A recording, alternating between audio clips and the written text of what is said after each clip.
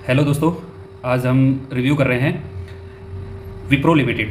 ठीक है, सबसे चहीती जो कंपनी है ना वो विप्रो लिमिटेड है। इसके कुछ एक कारण भी बनते हैं कि नंबर एक तो कारण बनता है कि इसका प्राइस इसकी सेगमेंट की जो कंपनियां हैं उसमें प्राइस ही इसका सबसे लो है। ठीक है, और मार्केट कैप सबसे ज़्यादा है। तो लोग ज़्यादा कुछ तो इसके अंदर देखते नहीं है, बस मार्केट कैप देख लिया और प्राइस देख लिया। ठीक है, और इसमें क्या कर देते हैं, इन्वेस्ट कर देते हैं। और फिर क्या हो जाता है, जैसे ही इन्वेस्ट करते हैं उसके बाद पोर्टफोलियो में जुबा केसरी हो जाता है। ठीक है, आप समझ रहे होंगे जुबा केसरी का मतलब। ठीक है, पूरा रेड रेड चलता रहता है। तो इसके बारे में हम रिव्यू करते हैं। सबसे पहले हम देख रहे हैं 5 डे। तो 5 डे में भी ये लगातार आईटी सेक्टर लगातार क्या चल रहा है, ऊपर चल रहा है। तो ये भी अपना ऊपर जा रहा है। ठीक है, और 5% ये अब आ चुका है। ठीक है, उसके बाद हम देखते हैं 1 मंथ का।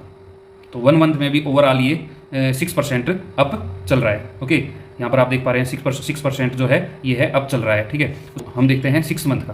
तो 6 मंथ में आ जाइए आप अब। तो 6 मंथ में आप जहाँ पर भी आपने इसके अंदर खरीदारी की होगी तो वहीं पर ही आप इसका शिकार, इसके जाल में फंस गए होंगे। ठीक है, तो जैसे कि यहाँ पर की होगी, यहाँ पर की होगी, यहाँ पर की होगी, यहाँ पर की होगी, यहाँ पर की होगी। ऑब्वियसली आप होते हैं इसके, उनको तो मुश्किल ही पकड़ता है कोई। ठीक है, खुदा हैं और हमें पता चल गया कि अब मार्केट भागने वाला है। नॉर्मली सभी पब्लिक, जो भी पब्लिक इन्वेस्टर होती है वो क्या करती है, वो भागते हुए शेयर को पकड़ने की कोशिश करती है। ठीक है, मतलब अगर यहाँ पर हमने यहाँ पर जाके पकड़ेगा, टॉप के ऊपर यहाँ पर ठीक है, बॉटम कभी भी नहीं पकड़ता है। ठीक है ना, तो ये जगह जिसने बॉटम पकड़ लिया उसके लिए तो फिर भी ठीक है, भाई ठीक ठाक चल रहा होगा, है ना। बट जिसने टॉप पकड़ा हुआ है उसके लिए तो उसके पोर्टफोलियो में लगातार रेड ही शो कर रहा होगा। ठीक है ना। अब हम देख लेते हैं इसका 1 ईयर का। तो 1 ईयर का आप देख रहे हैं तो 1 ईयर में भी इसका जो है 1 ईयर का देख लेते हैं। 1 ईयर में भी लगातार ही रेड परफॉर्मेंस दे रहा है। ठीक है, उसके बाद हम 5 ईयर का देख लेते हैं। तो 5 ईयर का आप यहाँ पर देख पा रहे हैं, ये था इसका अपना जो कोविड वाला जोन था, ये था। ठीक है, कोविड के बाद ये लगातार पूरा मार्केट ही अप गया है, तो ये भी अप गया है। उसके बाद यहाँ से तो इसने पूरा ज़बरदस्त काम कर दिया, इन्वेस्टर्स को रुला के रख दिया इसने। ठीक है, जो इसका जितना भी प्रॉफिट था वो पूरा का पूरा जा चुका है। ठीक है, और वैसे ओवरऑल हम 5 ईयर की बात करें तो इसने 5 साल में अब पैसे डबल भी नहीं किए हैं यहाँ पर। ठीक है, 87% ही पैसे कर पाए ये 5 साल में। आज से पिछले 5 साल में, 5 साल पहले किसी ने इसमें पैसे डाले होंगे तो उसके इतने ही बढ़ पाए होंगे। ठीक है, अब देख सकते हैं इतने 1-1, 2-2 साल की ऐसी कंपनियां हैं जो जिन्होंने 1-1, 2-2 साल में क्या नाम है पैसे डबल कर दिए। तो फिर इस ऐसी कंपनी में इन्वेस्ट करने का क्या मतलब है जो 5 साल में भी पैसा डबल नहीं कर पा रही है। ठीक है ना। तो लॉन्ग टर्म अगर पकड़ के चलते हैं हम तो कम से कम ऐसी कंपनी में इन्वेस्ट हमें करना चाहिए जो लगभग 2 साल के अंदर अपने पैसे डबल करके दे दे। ठीक है, ऐसी कंपनी थोड़ी पकड़ेंगे कि जिसके अंदर हम देख रहे हैं कि 5 साल के अंदर भी पैसे डबल नहीं हुए हो। ठीक है, तो इसके फंडामेंटल्स देखते हैं हम। तो इसके फंडामेंटल्स सबसे पहले तो हम इसके बारे में देख लेते हैं कि कंपनी का जो कारोबार है वो क्या है अबाउट के अंदर। तो company Wipro is a global information technology company है। Consulting and business process service BPS के अंदर ये काम करती है। ठीक है, it is the 4th largest Indian player in the global IT. ये जो है आईटी के अंदर 4th लार्जेस्ट इंडियन प्लेयर है, बड़ी कंपनी है, 4थी बड़ी कंपनी है। इससे पहले क्या आती है, टीएस है, इन्फोसिस है, एचसीएल टेक है। ठीक है, इसकी पीयर कंपनियां कौन कौन सी है, फर्स्ट पे कौन सी है, टीसीएस है, फिर इन्फोसिस है, फिर एचसीएल टेक है। ठीक है ना, तो ये 4थे नंबर पे आती है। ठीक है, और अब हम इसके बारे में देख लेते हैं इसका मार्केट कैप क्या है। तो मार्केट कैप हम देखते हैं, आप मार्केट कैप यहाँ पर देख पा रहे हैं। तो मार्केट कैप है इसका 2,23,859 करोड़ का। ठीक है, करंट प्राइस आपके सामने चल ही रहा है। ठीक है, 408 के ऊपर चल रहा है। और डिविडेंड यील्ड इसकी है 1.49। अगर डिविडेंड के लिए किसी को ये शेयर लेना है तो बेशक से ले सकता है, बाकी इसके अंदर कुछ फ़ायदा है नहीं। डिविडेंड से कोई फ़ायदा नहीं होता अगर आपके पास बिग कैपिटल नहीं है तो। ठीक है ना। उसके बाद हम देखते हैं कि इसकी आरओई जो है वो कितनी है, इसकी 20.3 है। 20.3 का मतलब है एक साल में कितना पैसा करेगा, एक साल में ये 20% से बढ़ेगा। तो 5 साल में कितना करेगा, 5 साल में जाके ये आपका पैसा डबल कर पाएगा। ठीक है, 2 टाइम्स कर पाएगा। ठीक है, ओके।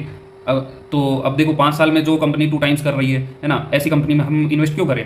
ठीक है, कम से कम 50% तो आरओई होना चाहिए। 50% के आसपास आरओई वाली कंपनियां बहुत सारी है, तो उसमें जाके हम इन्वेस्ट करेंगे। ठीक है, तो अब आता है इसमें से बाहर कैसे निकले। जो इन्वेस्टर्स इसमें इन्वेस्ट करके घुस चुके हैं, ठीक है, उनका पोर्टफोलियो रेड शो कर रहा है, तो उसमें वो ऐसी कंपनियों में से बाहर कैसे निकले। तो वो कैसे क्या कर सकते हैं कि भी ये अप जाके डाउनफॉल करता है तो आप इसमें थोड़ा सा एवरेज कर दीजिए। ठीक है, एवरेज करते करते आप चलिए इसके अंदर, और जब आपके प्राइस के आसपास ये आ जाता है तो थोड़ा बहुत नुकसान लेके या कोस्ट टू कोस्ट आप इसमें से बाहर निकल जाइए। तो यही एक इसका तरीका है। बाकी इसमें कोई इसका और कोई या फिर नुकसान बुक करना है तो नुकसान बुक करके आप दूसरी जो इसकी पीर कंपनीज़ है, IT कंपनीज़ है, उसके अंदर आप इन्वेस्ट कर सकते हैं, तो वहाँ से आप मुनाफा आप ले पाएंगे। ठीक है, तो देखते हैं हम। चार्ट तो हम देख चुके हैं, एनालिसिस भी हम देख चुके हैं। अब हम पीर देख लेते हैं। पीर कंपनियां कौन कौन सी है तो हमने पहले ही बात कर ली। ये 4th नंबर पे आती है। TCS जो है वो फर्स्ट पे है। सेकंड है TCS जो है टाटा ग्रुप की है। सेकंड है इन्फोसिस। थर्ड है HCL टेक है। ठीक है, टेक महिंद्रा है। L&T इन्फोटेक है।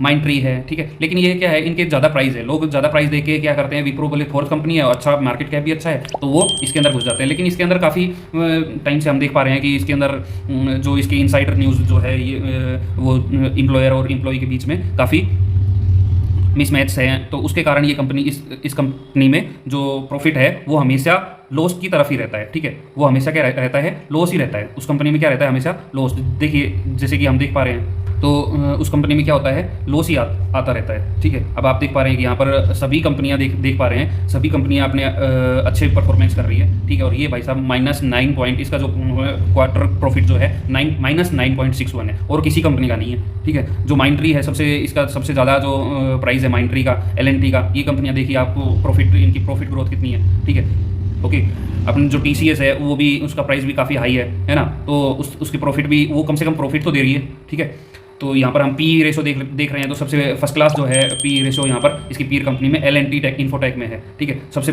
जो P रेशो है वो 34.20 का है। मतलब कहने का मतलब क्या है, आपके 3 साल में पैसे डबल। 34 का मतलब है 3 साल में पैसे डबल। ठीक है, इसका मतलब ये है। और ऐसे ही TCS का देख लेते हैं तो TCS का भी काफ़ी अच्छा है। TCS का भी काफ़ी अच्छा है, 31.46 है। तो इसका मतलब TCS भी लगभग 3 साल में आपका पैसा डबल करके दे रही है। ठीक है ना, 3 साल में आपका पैसा डबल करके दे रही है। ओके, तो ये तो था पीर कंपनियाँ। तो क्वार्टर्स में की सेल में इसकी OPM जो है आप देख पा रहे हैं, OPM लगातार गिरती जा रही है। ठीक है, 25% मार्च के अंदर हम देख रहे थे। मार्च के अंदर जो है इसकी मार्च 2021 के अंदर इसकी 25% क्या थी, प्रॉफिट था।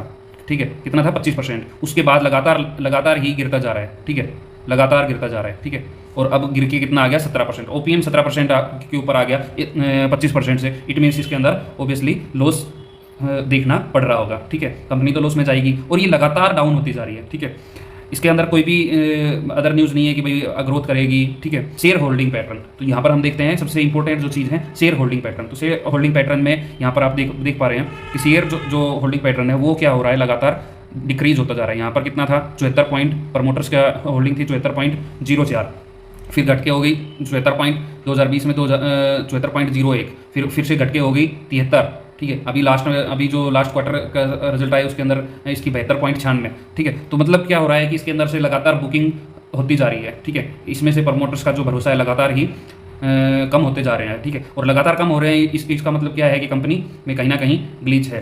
ठीक है, तो मैं तो कहूँगा कि मेरा तो ओवरऑल व्यू यही है कि इस कंपनी में से एवरेज आउट करके इसमें से बाहर निकलने की कोशिश कीजिए। इसकी जो पीर कंपनीज़ है, अगर आपको इसमें डालना ही है, ठीक है, तो इसकी पीर कंपनीज़ में आप इन्वेस्ट कर सकते हैं। ओके, सबसे बेस्ट जो होगा इन्फोसिस होगा, सेकंड पे मैं TCS के साथ जाऊंगा, थर्ड पे HCL के साथ जाऊंगा। इस वीडियो को अपने दोस्तों को और रिलेटिव्स के साथ भी शेयर कीजिए ताकि उनको भी इस वीडियो से फ़ायदा हो सके, और मुझे मेरे चैनल को सब्सक्राइब कर दीजिए। Thank you so much, bye.